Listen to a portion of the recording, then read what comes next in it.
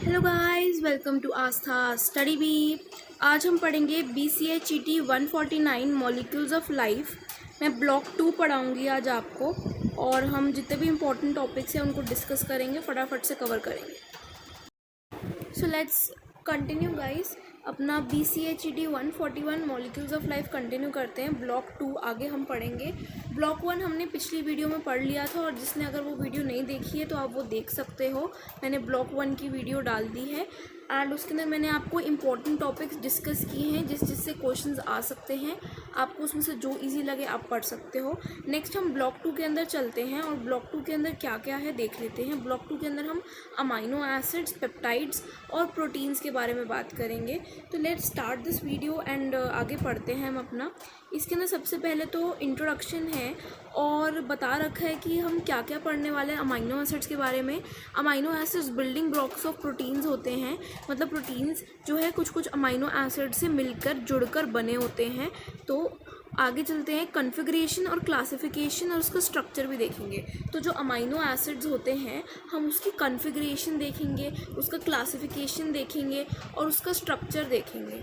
Then उसके अलावा आगे जब चलते हैं तो हम देखते हैं कि यहाँ तो स्ट्रक्चर देखते हैं। स्ट्रक्चर और रिप्रेजेंटेशन जो है अमीनो एसिड्स का, वो क्या है कि यहाँ पे एक अल्फ़ा कार्बन ज़रूर होता ही होता है, और इसीलिए इस चीज़ को हम कहते हैं अल्फ़ा अमाइनो एसिड्स। ठीक है, तो अल्फ़ा कार्बन क्या होता है? The carbon atom next to the carboxyl group. तो जो कार्बोक्सिल ग्रुप होता है उसके बिल्कुल नेक्स्ट जो कार्बन एटम होता है ना, उसको हम अल्फ़ा कार्बन कहते हैं। और जो अमाइनो एसिड जिनके पास अमाइनो ग्रुप अटैच होता है अल्फ़ा कार्बन से, जिनका अमाइनो ग्रुप जो होता है वो अल्फ़ा कार्बन से अटैच होता है, उनको हम अल्फ़ा अमाइनो एसिड्स कहते हैं। The alpha carbon also carries the hydrogen atom. तो अल्फ़ा कार्बन के पास और क्या होता है? एक हाइड्रोजन एटम भी होता है। उसके अलावा हम चलते हैं, the fourth group on this carbon is known as side chain and is denoted as R. तो इसके अंदर एक और चीज़ होती है, वो होता है साइड चेन। और क्या चीज़ होती है? एक होता है साइड चेन भी होती है इसके ऊपर, जिसको हम आर से डिनोट करते हैं। The simplest of alpha amino acids is glycine and has a hydrogen atom as side chain. मतलब कि ये क्या कहना चाहते हैं, ये बहुत इंपॉर्टेंट पॉइंट है। क्या है कि simplest amino acid, alpha amino acid कौन सा है? ग्लाइसिन है। क्यों? क्योंकि ये चीज़ देखो कि उसके अंदर जो आर चेन, जो साइड चेन है ना, वो भी एच है। एक तो पहले से हाइड्रोजन एटम है ही है, और जो आर की जगह भी एच ही है वहाँ पे, तो इसलिए वो सिंपलेस्ट अल्फ़ा अमाइनो एसिड है। कौन? ग्लाइसिन। ठीक है, देन हम नेक्स्ट चलते हैं कि all the alpha amino acid different from each other in nature of their side chains only. तो जितने भी अल्फ़ा अमाइनो एसिड्स होते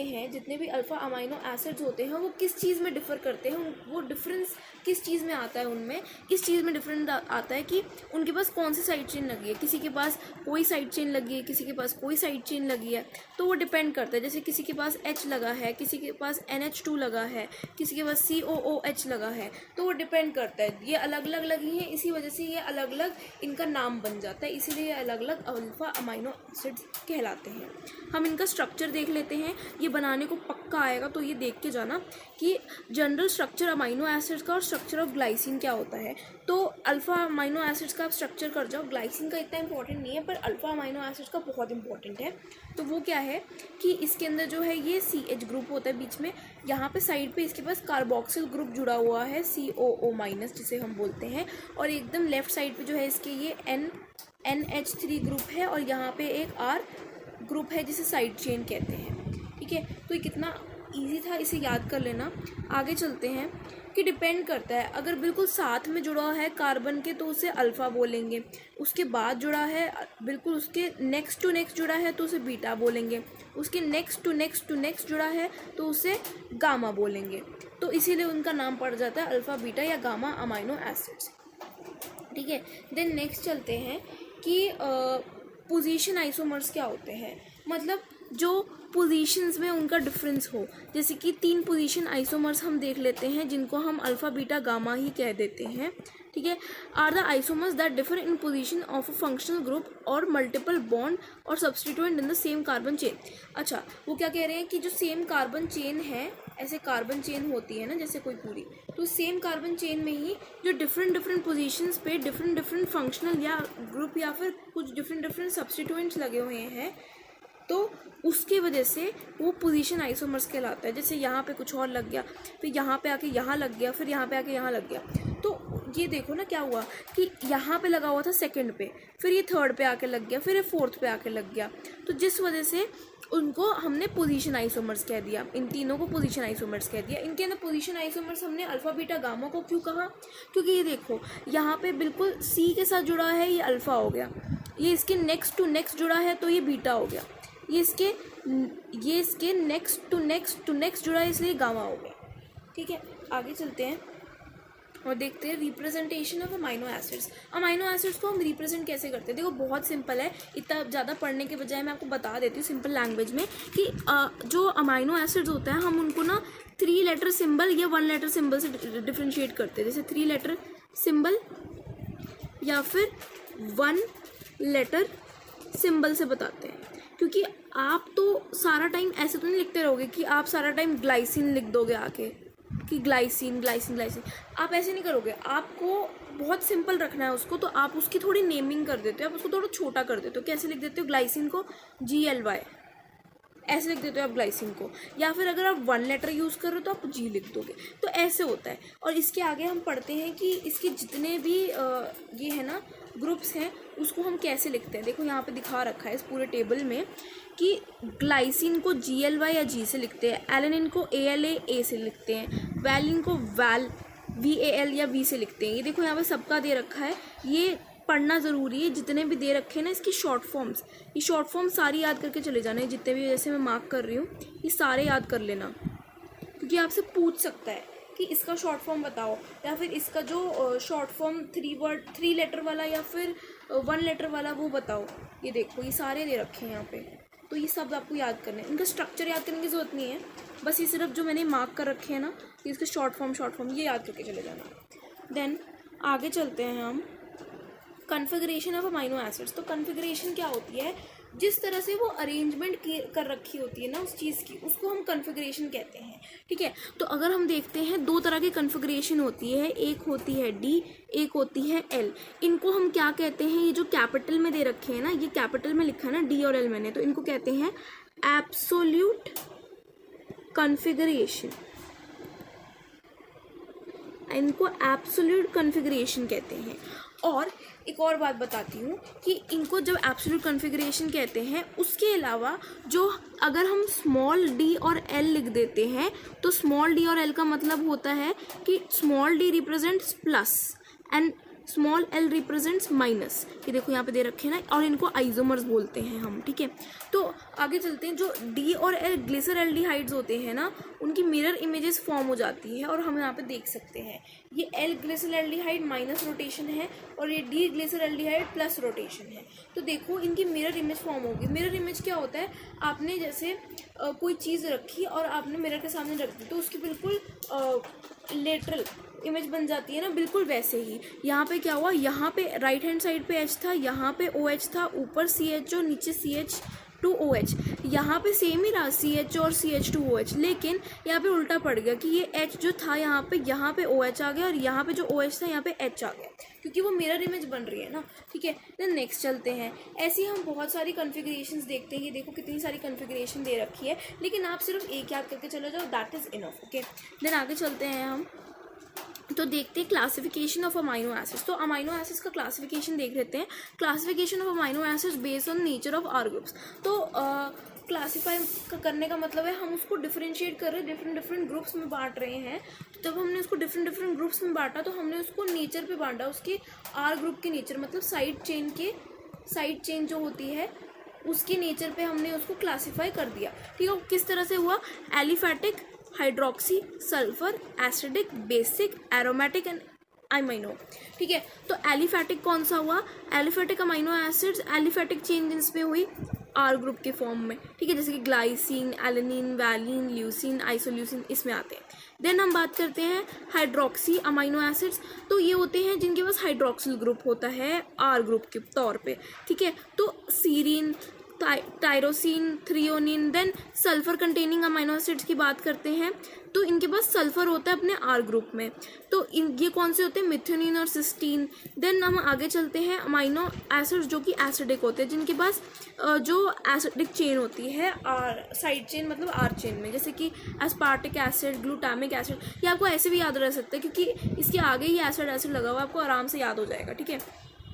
उसके बाद फिर आगे चलते हैं बेसिक अमाइनो एसिड्स। तो इसके अंदर क्या होता है, बेसिक नेचर होती है जो आर ग्रुप की, जैसे कि NH2 लग गया, ठीक है ना। और उसके अंदर क्या बोल सकते हैं हम, आर्जिनिन, लाइसिन, हिस्टिडिन, ये सब इसमें फॉल करते हैं, इसके एग्जांपल्स हैं। देन आगे चलते हैं एरोमेटिक की बात करते हैं। तो एरोमेटिक अमाइनो एसिड्स में एरोमेटिक ग्रुप्स लगे होते हैं आर चेन या साइड चेन के तौर पर, और वो क्या होते हैं, फिनाइलएनिलीन, टायरोसिन एंड ट्रिप्टोफैन। देन आगे चलते हैं, जो नेक्स्ट इसका लास्ट पॉइंट बच गया है वो है अमाइनो एसिड्स। तो अमाइनो एसिड कौन से होते हैं, different from others in that there is an amino group in place of amino group.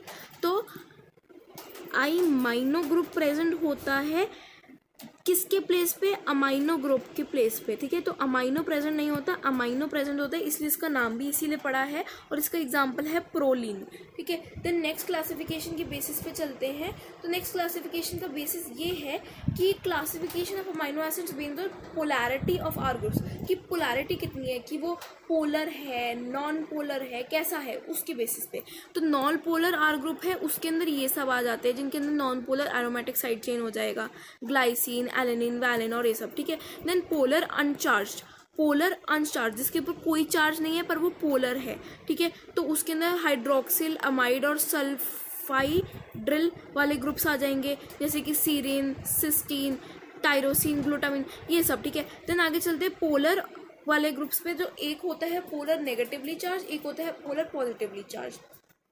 तो पोलर नेगेटिवली चार्ज वाला देखते हैं, the charge polar group can be acidic when the side chain contains है carboxylic group, जब side chain के अंदर carboxylic group present है, ठीक है। तो नेगेटिव कार्बोक्सिलिक ग्रुप मतलब कि एसिडिक, ठीक है। तो इसीलिए हमारे पास क्या, इसका एग्जांपल आपको याद हो सकता है आराम से, ग्लूटामिक एसिड और एस्पार्टिक एसिड। अब हम नेक्स्ट चलते हैं, नेक्स्ट क्या है, पोलर पॉजिटिवली चार्ज। तो आर ग्रुप कौन सा, कि चार्ज ग्रुप जो होता है, चार्ज पोलर ग्रुप ये वो वाला होता है जिसके अंदर बेसिक होता है साइड चेन, ठीक है, बेसिक ग्रुप लगा होता है, जैसे कि लाइसिन, आर्जिनिन, हिस्टिडिन। देखा कितना ईजी है।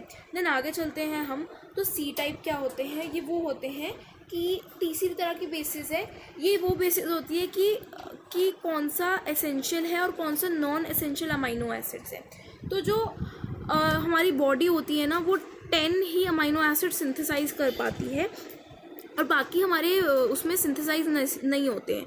तो जो अमाइनो एसिड्स हमारी बॉडी में सिंथेसाइज नहीं हो पाते हैं खुद से, उसको एसेंशियल अमाइनो एसिड्स कहते हैं। क्यों एसेंशियल अमाइनो एसिड्स कहते हैं, क्योंकि हमें वो बाहर से चाहिए ना, इसीलिए, ठीक है। उसके बाद फिर आगे चलते हैं, तो हम देखते हैं कि कुछ सेमी एसेंशियल भी आते हैं। तो पूरा हम एक जो ग्रुप्स बने होते हैं, जैसे कि हमारी बॉडी में जो सिंथेसाइज नहीं हो पाते हैं उनको हम कहते हैं एसेंशियल अमाइनो एसिड्स, और जो सिंथेसाइज हो पाते हैं उनको नॉन एसेंशियल कहते हैं। और कुछ ऐसे होते हैं जो इन दोनों के बीच की कैटेगरी के होते हैं, उन्हें सेमी एसेंशियल कहते हैं, ठीक है। देन आगे चलते हैं हम और नेक्स्ट बात करते हैं physical properties of amino acid की। अमाइनो एसिड की कुछ फिजिकल प्रॉपर्टीज़ देख लेते हैं। ज़्विटर आयनिक स्ट्रक्चर, ज़्विटर आयनिक स्ट्रक्चर क्या होता है कि ये जो स्ट्रक्चर होता है ना, हम इसको ज़्विटर आयनिक स्ट्रक्चर कहते हैं। तो ये किस बारे में होता है, जो हम देखते हैं ना कि हमने एक सी ग्रुप लिया, मतलब हमने एक सी एटम लिया, हमने उसके ऊपर देखा कि एक H एटम भी है और एक R साइड चेन भी है, उसके साइड पे COO माइनस भी है और उसके साइड पे NH3 प्लस भी है। तो ये हमारा क्या है, ये हमारा ज़्विटर आयन है, ये हमारा क्या है, हमारा ज़्विटर आयन है। तो ज़्विटर आयन है और ये रहा हमारा ज़्विटर आयन, देखो ये रहा ज़्विटर आयन, ठीक है। अगर हम इसके अंदर, हम इस ज़्विटर आयन के अंदर अगर हम H प्लस निकाल देते हैं तो कैटायन बन जाएगा, ठीक है। और ये देखो यहाँ पे ये अनायन है और ये कैटायन है, तो लो पीएच पे कैटायन बन रहा है हमारा और ये बन गया, और हाई पीएच पे हमारा अनायन बन रहा है, ये बन गया, ठीक है। तो और एक चीज़ देखो कि अगर हम बोलें कि जो ज़्विटर आयन है वो, उसको हम डाईपोलर आयन भी बोल सकते हैं। तो उसको हम क्या बोल सकते हैं, डाईपोलर आयन भी बोल सकते हैं, ठीक है। और एक और बात याद रखना, तो जो वाटर होता है ना, वाटर मतलब कि H2O, ठीक है, वो क्या होता है, उस जो वाटर में ना जो अमाइनो एसिड्स हैं वो किस तरह एक्ट करते हैं, वो एसिड की तरह भी एक्ट कर सकते हैं और वो बेसिस की तरह भी एक्ट कर सकते हैं, ठीक है। तो ये चीज़ याद रखना। उसके अलावा आगे चलते हैं।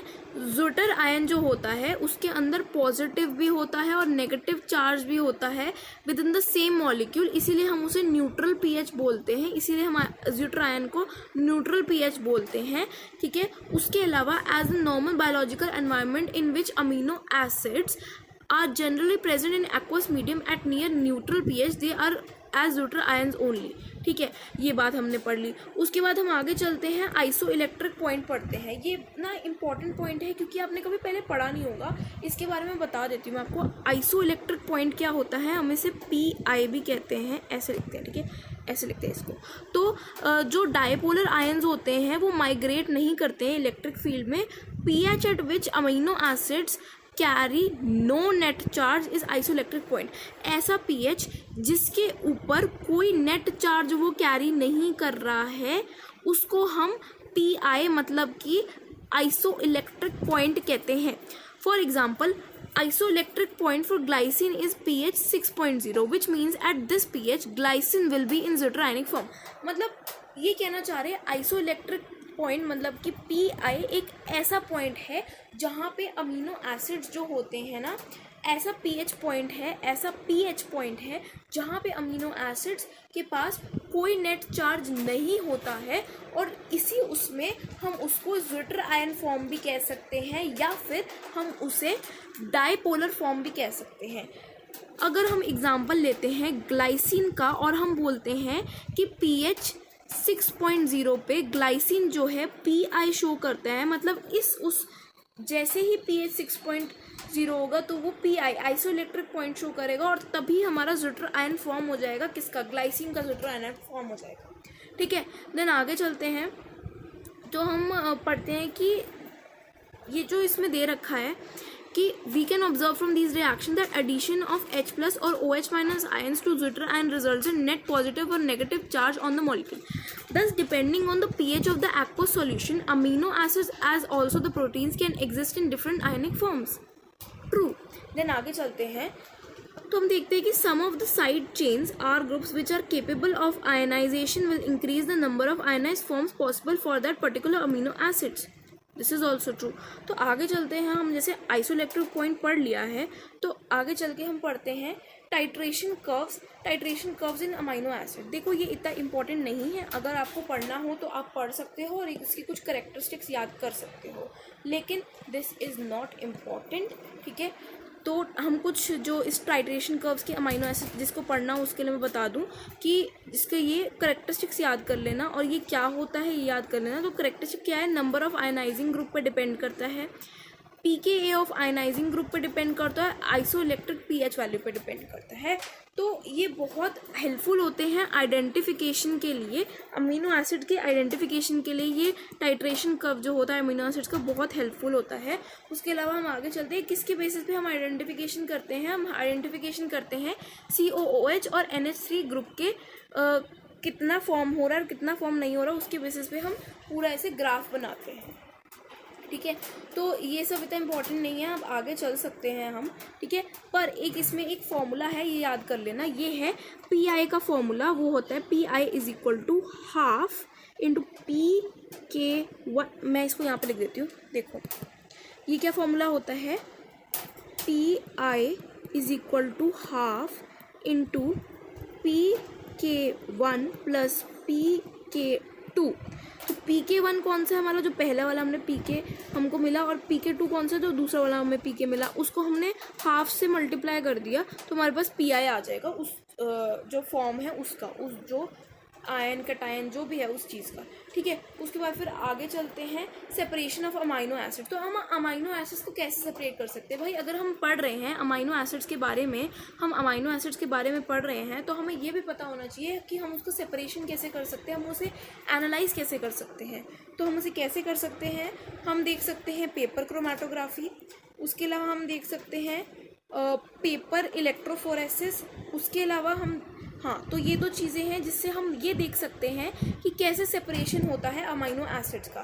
ठीक है, तो पेपर क्रोमेटोग्राफी तो बहुत ही इजी होता है। देखो पेपर क्रोमेटोग्राफी में क्या होता है कि हम पार्टीशन करते हैं, एक पेपर को एक जार में लेके उसके अंदर पार्टीशन करते हैं depending upon the interaction of the particles on the stationary phase with the mobile phase. उसके अलावा पेपर इलेक्ट्रोफोरेसिस क्या होता है कि paper electrophoresis involves placing a mixture of proteins or amino acid in an electric field at constant pH. Molecules with net charge will move towards the opposite electrodes, whereas the dipolar ions with a net zero charge will not migrate. तो ये इसका procedure है, बस इतना याद कर लो, बहुत easy है और ये चीज़ याद कर लेना। ठीक है, देखो डायग्राम बहुत इंपॉर्टेंट होते हैं। आप केमिस्ट्री का एग्जाम दे रहे हो, बायो का दे रहे हो, किसी चीज़ का दे रहे हो, साइंस का दे रहे हो, तो diagrams are very very important. So आगे चलते हैं हम और नेक्स्ट चलते हैं नेक्स्ट यूनिट पे, इसी के उस पर पेप्टाइड्स के बारे में बात करते हैं। पेप्टाइड्स क्या होते हैं, उनका फॉर्मेशन कैसा होता है, स्ट्रक्चर कैसा होता है, नॉमेनक्लेचर कैसा होता है, उसके बारे में सब कुछ हम देखेंगे। तो आगे चलते हैं और उनके बारे में डिस्कस करते हैं। तो फॉर्मेशन ऑफ पहले तो पेप्टाइड क्या होता है, दो या दो से ज़्यादा अमाइनो एसिड जब लिंक हो जाते हैं, कंडेंसेशन प्रोडक्ट फॉर्म करते हैं, उसको पेप्टाइड कहते हैं हम। ठीक है, तो ये इसकी डेफिनेशन अब याद कर लेना। This is one of the most important reaction of amino acid which you will study in the following subsection. Okay, तो फॉर्मेशन ऑफ पेप्टाइड्स कैसे होता है, कंडेंसेशन से होता है। कंडेंसेशन किसका, अमाइनो एसिड्स का। The amino acid forming the peptide are called amino acid residues. तो अमाइनो एसिड रेसिड्यूज ही पेप्टाइड बनाते हैं। तो जो पेप्टाइड जिन अमाइनो एसिड से बनते हैं उनको हम अमाइनो एसिड रेसिड्यूज कहते हैं। उसके बाद फिर बात करते हैं, इसके अंदर कुछ अमाइड लिंकेज होती है जिसको हम CONH भी कहते हैं, ये देख लेना। देन नेक्स्ट चलते हैं, इसके अंदर क्या बोला है कि कितनी तरह के पेप्टाइड हो सकते हैं, dipeptide, tripeptide, tetrapeptide and polypeptide. देखो यहाँ लिखा डाईपेप्टाइड मतलब दो अमाइनो एसिड रेसिड्यूज से बना है। देन ट्राईपेप्टाइड है, देन टेट्रापेप्टाइड है, देन पॉलीपेप्टाइड है।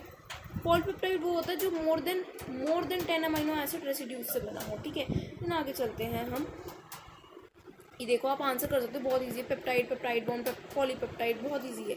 उसके बाद फिर स्ट्रक्चर ऑफ पेप्टाइड बॉन्ड पे चलते हैं। स्ट्रक्चर ऑफ पेप्टाइड बॉन्ड कैसा होता है, हम उसके अंदर ज्योमेट्रिकल आइसोमेरिज्म के बारे में बात करेंगे कि हम देखेंगे कि कैसे हम जो भी स्ट्रक्चर होता है पेप्टाइड का, उसकी बैकबोन कैसी होती है, वो किस उससे बना होता है। और ये देखो जैसे इसमें दे रखा है कि ये बना होता है, देखो CONH इन सब से लिंक करके बना होता है। और ये कैसे, जिस प्लेन में, जैसे कि ये देखो यहाँ पे C अल्फ़ा वाला है, फिर ये C है, H जुड़ा हुआ है, तो ये देखो ये C बॉन्ड, ये देखना ये C वाला, ये यहाँ से इसको ऐसे जोड़ रखा है, ऐसे जोड़ रखा है, ऐसे जोड़ रखा है। तो ये एक आपका स्ट्रक्चर हो गया, ये ज्योमेट्री हो गया पेप्टाइड बैकबोन का। ठीक है, उसके अलावा आपके पास ये वाला, ये याद कर लेना, पता है ये बहुत ज़रूरी होता है, ये आ सकता है एग्ज़ाम में। पहले भी एक केमिस्ट्री के सेकेंड ईयर के एग्ज़ाम में ऐसे उन्होंने पूछ लिए थे स्ट्रक्चर्स। तो ये रेजोनेटिंग स्ट्रक्चर्स होते हैं, ये क्या होते हैं, रेजोनेटिंग स्ट्रक्चर्स होते हैं, आपको बता देते हैं। तो हम पढ़ रहे थे नॉमेनक्लेचर ऑफ पेप्टाइड्स, और इसमें हम क्या पढ़ेंगे कि जो lack hydrogen atom of amino acid represented as this, like hydroxyl moiety of the carboxyl group are represented as this, and which lack both H atom and hydroxyl moiety represent as this। ठीक है, तो इसके अंदर क्या होता है, हम इसका नॉमेनक्लेचर कैसे करते हैं, एक तो हम होता है हमारे पास N टर्मिनल इसका, और इसका एक होता है हमारा C टर्मिनल। ठीक है, तो हम यहाँ पे देख लेते हैं एक एग्जाम्पल के तौर पे, ताकि हमारे को ईजिली पता चल जाए। ठीक है, ये देखो ये एक ट्राईपेप्टाइड दे रखा है जिसका नाम यहाँ पे आपको दे रखा है, इसका नाम हम पढ़ देते। ठीक है, आर्जिनाइल फिनाइल एलानाइल ग्लाइसिन। तो ये क्या लिखा हुआ है यहाँ पे, आर्जिनाइल फिनाइल एलानाइल ग्लाइसिन। ठीक है, तो ये हमने पढ़ लिया। उसके अंदर क्या है, N टर्मिनल है हमारा, मतलब अमाइनो एंड है, ये कार्बोक्सिल एंड है जिसको हम C टर्मिनल कहते हैं। ठीक है, देन आगे चलते हैं, हम इसके नॉमेनक्लेचर के कुछ शॉर्ट प्रीफिक्सेस पढ़ लेते हैं, जैसे कि 2 मतलब डाई, 3 मतलब ट्राई, फिर टेट्रा, पेंटा, हेक्सा, हेप्टा, ऑक्टा, नोना, डेका।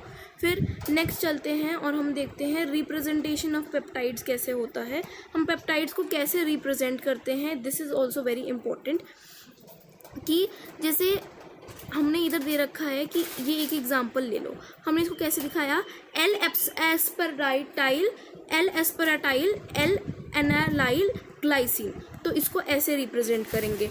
उसके अलावा जो हमने ये देखा, इनकी एब्रिविएशन देखो, FHE, ठीक है, और फिर VAL का हमने पढ़ा था ना V, तो इन सबको आपको शॉर्ट फॉर्म मैंने बोला था ना याद करनी ज़रूरी है, यहीं पे काम आएगा। आपको ये बोल दे कि इसको ऐसे फॉर्म में लिख के दिखाओ तो आपको शॉर्ट फॉर्म्स आनी चाहिए, ठीक है। उसके अलावा फिर आगे चलते हैं, हम सिंथेसिस ऑफ पेप्टाइड्स के बारे में देखते हैं। पेप्टाइड्स की सिंथेसिस कैसे हुई, देखो this is not very important. इसके अलावा जो भी मैंने आपको पढ़ाया है वो आप पढ़ लो, वो काफ़ी है। उसके अलावा हम नेक्स्ट वीडियो